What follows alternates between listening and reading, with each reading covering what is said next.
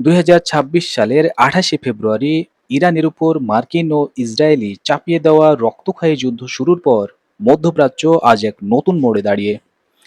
একদিকে যখন কাতার, মিশর আর পাকিস্তানের মতো দেশগুলো টেবিলে বসে শান্তি ফেরানোর আপ্রাণ চেষ্টা করছে, ঠিক তখনই ইরানের নতুন নেতৃত্বের এক হুঙ্কার পুরো সমীকরণ বদলে দিচ্ছে। আজ আমরা বিশ্লেষণ করব ইরানের নতুন সুপ্রিম লিডারের এই প্রথম বিবৃতি বিশ্ব রাজনীতিতে কী প্রভাব ফেলতে যাচ্ছে। প্রথমে আসা যাক শান্তি আলোচনা প্রসঙ্গে।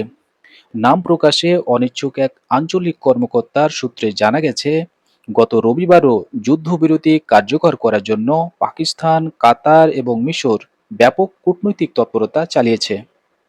কাতার ও মিশর বরাবরই মধ্যপ্রাচ্যের মধ্যস্থতাকারী হিসাবে পরিচিত, কিন্তু এখানে পাকিস্তানের সক্রিয় অংশগ্রহণ ইঙ্গিত করে যে মুসলিম বিশ্বের পারমাণবিক শক্তিধর এই দেশটিকেও আঞ্চলিক স্থিতিশীলতার জন্য যুক্ত করা হচ্ছে।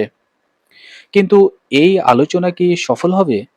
যুদ্ধ শুরু হওয়ার পর থেকে যিনি সম্পূর্ণ আড়ালে ছিলেন, তিনি অবশেষে সামনে এলেন।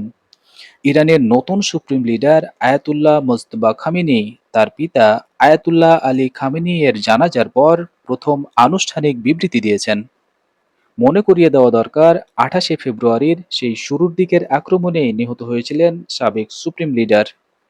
দীর্ঘ নীরবতা ভেঙে নতুন লিডার মোজতবা খামেনি সাফ জানিয়েছেন, বাবার হত্যার প্রতিশোধ নেওয়া ইরানি জাতির জাতীয় ইচ্ছা এবং এটি নিশ্চিতভাবেই সম্পন্ন করা হবে।